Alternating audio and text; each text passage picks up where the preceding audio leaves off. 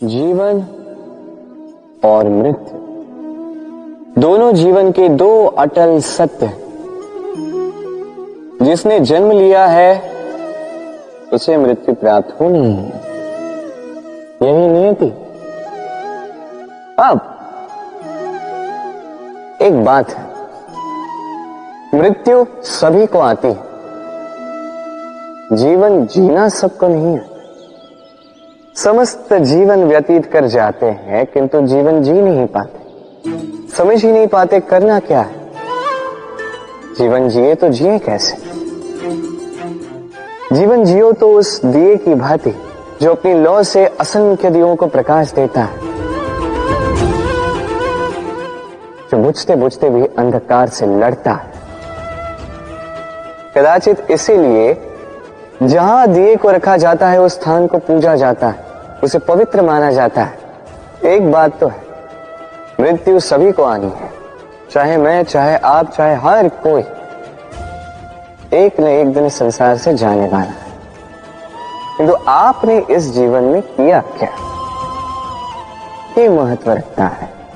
और जिसे जीवन जीना आ गया वो मृत्यु के पश्चात भी जीवन जीता है, वो अमर बन जाता है। आप भी यही कीजिए और मेरे साथ प्रेम से कहिए, राधे राधे।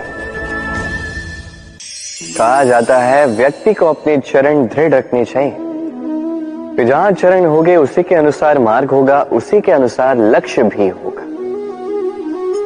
किंतु क्या केवल इन चरणों पर ध्यान देना ही पर्याप्त है? नहीं, इससे कहीं अधिक महत्वपूर्ण होता है आचरण। जैसा आपका आचरण होगा उसी दिशा में आपके चरण होंगे। यदि आपका आचरण उचित हुआ, श्रेष्ठ हुआ, तो देखिए आप पर्वत के शिखर पर भी पहुंच सकते हैं। किंतु यदि ये उचित ना हुआ तो आप उसी शिखर से नीचे धरा पर भी गिर सकते हैं। हाँ, गति के लिए चरणों पर ध्यान देना अति आवश्यक है, किंतु प्रगति के लिए आचरण ही अति आवश्यक है, उसके बिना नहीं होगा। आइए मेरे साथ प्रेम से कहें, राधे राधे। कई बार मनुष्य अतीत को देखता है, आज अहंकार में भर जाता है। कभी वर्तमान को देखता है, भविष्य के विषय में सोचता है, मद में चूर हो जाता है। क्यों नहीं समझ पाता एक सरल सी बात? ये सृष्टि जो है, ये सृष्टि एक चक्र है जो बार बार आपको दोहराएगी, कठिन से कठिन परीक्षाओं पे आपको उतारेगी, जिस पर आपको उत्तीर्ण होना ही है। जो कल था वो आज नहीं है, ये सभी को ज्ञात है। जो आज है वो कदाचित कल नहीं होगा, ये भी आपको मानना होगा। एक मुस्कुराहट के साथ आपको शांत रहना है और कभी भी इस मन में अहंकार उत्पन्न होने नहीं देना है। बनिए उस हिमखंड की भांति।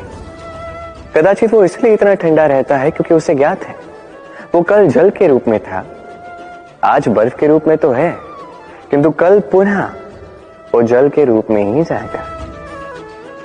स्वयं को शांत रखें। कदाचित आज आप सफलता के शिखर पे हो, कदाचित ना।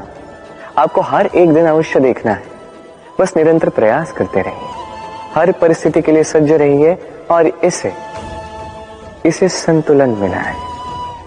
आपका कल हो आज या कल, आपके अच्छे दिन हो या बुरे दिन, सब पवित्र हो जाएंगे। तो आइए और मेरे साथ प्रेम से कहिए, राधे राधे। क्या आपने कभी दर्पण देखा है? क्या हम में से ऐसा कौन है जिसने दर्पण नहीं देखा? सभी ने दर्पण देखा है, दर्पण में स्वयं का प्रतिबिंब भी देखा है। किंतु किसने सोचा कि उस दर्पण के पीछे क्या है, उस प्रतिबिंब के पीछे क्या होगा? होता कुछ ऐसा है कि उस कांच के पीछे एक धातु की परत चढ़ाई जाती है, जिस कारण से जब हम देखते हैं तो हमें अपना प्रतिबिंब दिखता है। अर्थात कांच को कुछ इस प्रकार कर दिया गया है कि प्रकाश जिस ओर से जाता है उसी ओर पुनः वापस लौट के आता है, तभी वो दर्पण कहलाता है। यही है जीवन का सत्य भी। यदि हम अपना पूरा ध्यान केवल लक्ष्य की ओर केंद्रित करते हैं, यहां वहां नहीं भटकते हैं, तो न केवल हम अपना लक्ष्य प्राप्त करने में सफल होते हैं, बल्कि हम दूसरों का मार्गदर्शन करने में भी सफल होते हैं। तो क्या आप बनना चाहेंगे ऐसा व्यक्तित्व? चयन आपका है। राधे राधे। सोच, ये सोच सच बनकर सामने आती है, ये कठोर सत्य है, क्योंकि सोच ही वो बीज है जो सत्य रूपी पौधे को जन्म देता है, उसे विकसित करता है। अब सोचिए, यदि ये बीज ये अकड़े का हुआ तो ये छाया नहीं, ये केवल कांटे देगा।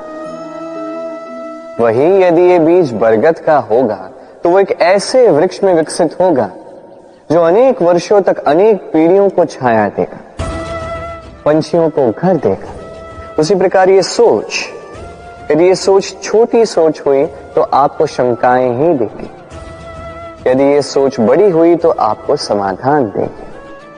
तो सोच समझकर अपनी ये सोच चुनिए। ये सोच आपको शंका भी दे सकती है, समाधान भी दे सकती है। क्या चुनेंगे आप, शंका या समाधान? छोटी सोच या बड़ी सोच? चयन आपका है। आइए मेरे साथ प्रेम से कहिए, राधे राधे। हम मनुष्य कितने विचित्र होते हैं। जब भूल हमसे होती है तब हम चाहते हैं समझौता। यही भूल किसी और से हो तो हम चाहते हैं न्याय। क्यों? एक ही परिस्थिति में दोहरा व्यवहार किस लिए? देखिए, यदि समझौता, न्याय, प्रतिकार या प्रतिघात के स्थान पर हम केवल प्रेम से भर दें तो ना हमें समझौते की आवश्यकता होगी, ना न्याय की आकांक्षा होगी। क्योंकि मनुष्य समझौता या न्याय केवल तभी चाहता है जब कुछ लेना चाहता है, किंतु प्रेम में तो सब कुछ अर्पण कर दिया जाता है। स्मरण रखिएगा, सबसे बड़ा समझौता और सबसे बड़ा न्याय केवल प्रेम ही है। तो आइए और इसी प्रेम के साथ कहिए, राधे राधे। कुछ पाते हैं, कुछ खोते भी, कुछ स्वप्न साकार होते हैं, कुछ लक्ष्य अधूरे भी छूट जाते हैं। जीवन में ये होता ही है, हर एक के जीवन में होता है। किंतु जब भी हम किसी से मिलते हैं, हम कौन सी बातें करते हैं? हम उसी की बात करते हैं जो हमने खोया है।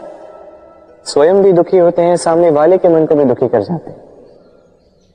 इससे कुछ विपरीत करने का प्रयास कीजिए, सकारात्मक बनने का प्रयास कीजिए। ध्यान उसी पर दीजिए, स्मरण केवल उसे ही कीजिए, महत्व उसी को दीजिए जो आपके पास है। जो आपके पास नहीं, उसकी आस में त्रास क्यों सहना? उसी की गिनती कीजिए जो आपके पास आज, यहां, वर्तमान में है। जैसे मैं कंस मामा की गिनती नहीं करता जिन्होंने मेरा बालपन झंझोड़ा। मैं गिनती करता हूं यशोदा मैया की, मेरे बलराम दाऊ की, मेरी राधे की, जिन्होंने मेरा जीवन संजोया। आप भी यही कीजिए और मेरे साथ प्रेम से कहिए, राधे राधे। नाम, जन्म लेते ही व्यक्ति के लिए ये नाम अत्यंत महत्वपूर्ण हो जाता है। माता, पिता, पुरोहित सारे उन अक्षरों को ढूंढने लगते हैं जिससे आपका नाम आरंभ होगा। किंतु क्या केवल नाम और राशि के एक हो जाने से सब कुछ ठीक हो जाता है? कदापि नहीं, क्योंकि आपके कर्म ये महत्वपूर्ण होते हैं, अन्य कुछ भी नहीं। देखिए, नियति भी आपके कर्मों के अनुसार ही आपका भविष्य नियत करती है। यदि आपको उदाहरण दूं, सोचिए, एक है राम और एक है रावण। दोनों का नाम आरंभ होता है रा से, किंतु एक को मिला भयानक अंत और एक समस्त ब्रह्मांड के अंतर्मन में बस गया। तो स्मरण रखिएगा, ये नाम नहीं, ये कर्म श्रेष्ठ है। यदि आपके कर्म श्रेष्ठ है तो आपका नाम कुछ ऐसा बनेगा कि संसार में कोई मिटा नहीं पाएगा। तो आइए और मेरे साथ प्रेम से कहिए, राधे राधे। कई बार जब हम कर्म करते हैं, सफलता प्राप्त करते हैं, कठिन परीक्षाओं पर उत्तीर्ण होते हैं, बड़े कार्य करते हैं, हमें लगता है कि संसार से थोड़ी प्रशंसा हमें मिलनी चाहिए, अच्छा लगता है। कई बार हमें लगता है ये हमारे कर्मों का फल भी है, हमें आनंद देता है। किंतु जब हमें ये प्रशंसा नहीं मिलती, तब क्या होता है? हम दुखी हो जाते हैं, टूट जाते हैं। ऐसा लगता है किसी को हमारी चिंता ही नहीं है। ऐसा लगता है हमारे आनंद में किसी और को आनंद मिलता ही नहीं है। अनेक विचार आते हैं। किंतु मैं आपसे एक प्रश्न पूछता हूं, अब जो भी कार्य करते हैं, जो भी कर्म करते हैं, क्या केवल प्रशंसा के लिए करते हैं?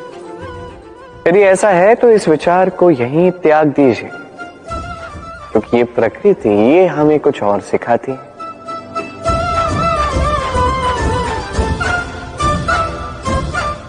इस पुष्प को देख लीजिए,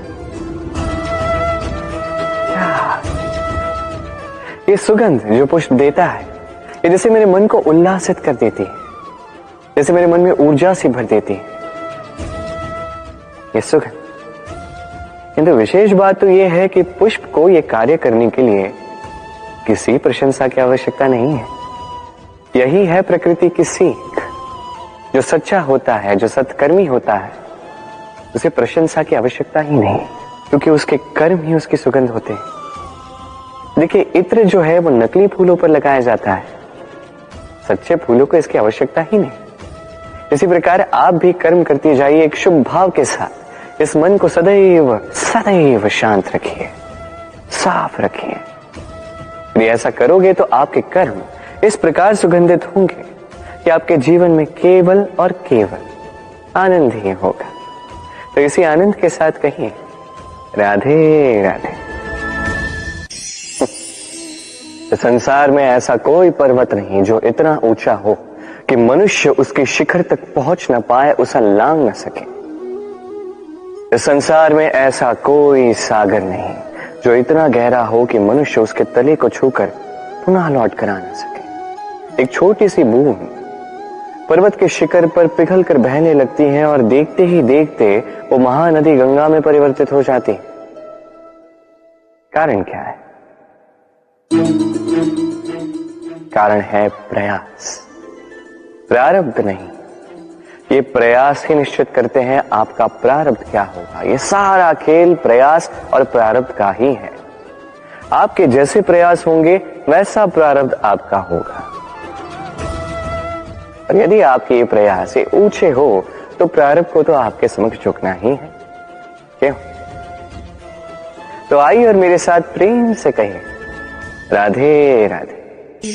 होली के त्योहार पर रंगों से खेलता है ये सारा संसार, पर क्या इन रंगों का सार ये संसार समझता है? कभी देखिए, एक चिंतित मुख केवल रंग का स्पर्श पाकर ही आनंदित हो जाता है। होली पर हम क्या करते हैं? पुराने को भस्म करते हैं और नवधान का स्वागत करते हैं। शिशिर समापन कर एक सौंधी, एक नई ऋतु का स्वागत करते हैं। चिंताओं को भस्म कर आशाओं का नया रंग स्वयं पर चढ़ाना, स्वयं को आनंदित करना, यही तो है होली। अब होली की एक बात है, दो रंग एक साथ नहीं चढ़ सकते। एक रंग उतरेगा तो ही दूसरा चढ़ेगा। और एक प्रश्न भी है, कौन सा रंग उतारा जाए और कौन सा रंग चढ़ाया जाए? यदि आपको उदाहरण दूं, लोभ का ये रंग, ये जब तक चढ़ा रहेगा आनंद का रंग नहीं चढ़ सकता, जो हुआ द्वारका वासियों और श्यामंतक मणि के मध्य। रंग का ये रंग जब तक चढ़ा रहेगा सत्य का रंग नहीं चढ़ सकता, जो हुआ रुक्मिणी के साथ। और ईर्ष्या का ये रंग जब तक चढ़ा रहेगा प्रेम का रंग चढ़ ही नहीं सकता, जो होता है आपके मेरे हम सब के साथ। तो आइए साथ मिलकर होली मनाते हैं, इन सब पर हम विजय प्राप्त करते हैं। अंधकार पर प्रकाश का, भ्रम पर सत्य का, ईर्ष्या पर प्रेम का और लोग पर आनंद का ये सुंदर सा रंग चढ़ाते हैं। शत्रुता, घृणा, ईर्ष्या, इन सब का त्याग करते हैं और सबका सखा बन जाते हैं और प्रेम से कहते हैं होली है। हाँ, वो तो हम अवश्य कहेंगे। राधे राधे। संसार में कई बार ऐसा होता है, हम बड़ी समस्या में होते हैं, विपदा में होते हैं, और वो लोग जो हमारे समीप होते हैं, हमारे अपने होते हैं, वो हमारा त्याग कर चले जाते हैं। हम ऐसे में दुखी हो जाते हैं, निराश हो जाते हैं, फिर स्वयं चलकर उस समस्या से बाहर आते ही हैं। अब परिस्थिति चाहे जो भी हो, वो लोग जिन्होंने ऐसे समय पे आपका त्याग किया, उनसे क्रोधित होना, उनसे रुष्ट होना, ये अनुचित है। मैं तो कहता हूं कृतज्ञ रहिए। मैं तो कहता हूं उन्हें धन्यवाद कहिए कि उन्होंने ऐसे समय पे आपका साथ छोड़ा जब आपको उनकी सबसे अधिक आवश्यकता थी। क्योंकि या तो उनको विश्वास था कि आप स्वयं इस विपदा से बाहर चलकर आएंगे, या तो उनके त्याग के कारण आपने स्वयं का प्रोत्साहन बढ़ाया, स्वयं की शक्ति बढ़ाई और स्वयं उस आग से चलकर बाहर आए। अपने बुरे समय को आपने अपना अच्छा समय बनाया। अंत में आप और शक्तिशाली हो जाते हैं और श्रेष्ठ हो जाते हैं, और यही तो आपकी विजय है, जिसका कारण है उनका साथ छोड़ना। तो उन्हें धन्यवाद कहिए और मेरे साथ प्रेम से कहिए राधे राधे। धन, धन किसी के लिए मोह है तो किसी के लिए मान, किसी के लिए भाग्य है तो किसी के लिए कर्मों की इच्छा है। देखा जाए तो ये धन कहीं ना कहीं मनुष्य के लिए अत्यंत आवश्यक भी, और इसलिए मनुष्य जो है अपना समस्त जीवन व्यतीत करता है इस धन को अर्जित करने। अनेक मनुष्य ऐसे भी होते हैं जिनका समस्त जीवन इसी धन में बीत जाता है। हर एक मनुष्य प्रयास करता है कि वो धनी बने, अधिक से अधिक धन अर्जित कर सके, संपन्न बना रहे। और ऐसा क्यों ना? क्योंकि यही एक वस्तु है जो आदान प्रदान व्यवहार में काम आती है। प्रयास हर मनुष्य करता है, धन अर्जित हर मनुष्य नहीं कर पाता। कारण ये कि मनुष्य सोचता है मेरे पास कुछ धन आ जाए तो मैं कुछ करके दिखाऊं। धन सोचता है कि ये मनुष्य कुछ कर दिखाए तो मैं उसके पास आऊं, इसलिए करके दिखाए। ऐसे श्रेष्ठ कर्म कीजिए कि धन स्वयं आपके पीछे भागने लगे। आप यदि धन के पीछे भागोगे तो आप अपना संतोष खो दोगे, किंतु यदि यही धन आपके पीछे भागने लगे तो आप महान कहलाओगे। इसलिए कर्म कीजिए, श्रेष्ठ कर्म कीजिए। ये धन तो फल स्वरूप आपके पीछे आएगा ही आएगा। तो आइए और मेरे साथ प्रेम से कहिए राधे राधे। जीवन क्या है? ये जीवन